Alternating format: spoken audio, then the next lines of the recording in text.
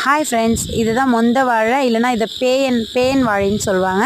இது ரஸ்தாளி. ஸோ இதுதான் நம்ம வீட்டில் நேற்று பேஞ்ச மழையில் வந்து கீழே வந்து வந்த 2 தார். ஸோ இது ரொம்ப ரொம்ப ரொம்ப உடம்புக்கு ரொம்ப நல்லது. ரஸ்தாளி பொறுத்த வரைக்கும் நம்ம உடல் வலிமைக்கு ரொம்ப நல்லது. அதுவே பேயன்னு சொல்கிறாங்கல்ல, நம்ம சொல்கிறது வந்து மொந்த வாழைன்னு சொல்லுவோம். இது வந்து நம்ம குடல் புண்ணு, வயிற்று புண்ணு, இது எல்லாத்துக்குமே ரொம்ப ரொம்ப நல்லது இது. ஸோ கண்டிப்பாக இது வீட்டில் பக்கத்தில் எங்கேயாச்சும் கிடச்சா கண்டிப்பாக வாங்கி சாப்பிடுங்க.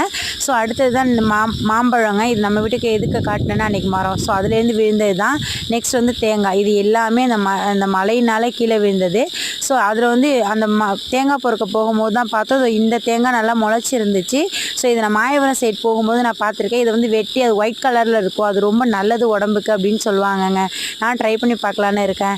பாருங்கள், அப்படியே பாப்பாவோட கட்டிங்கை பார்த்து ஒரு வீடியோ போட்டுட்டு, பாப்பாவோட கட்டிங் பார்த்திங்களா சூப்பராக இருக்குது. அந்த கட்டிங்கை பார்த்துட்டு நெக்ஸ்ட் என்ன பரோட்டா சாப்பிட்டுட்டு தூங்கியாச்சு. டாட்டா, பாய் பாய்.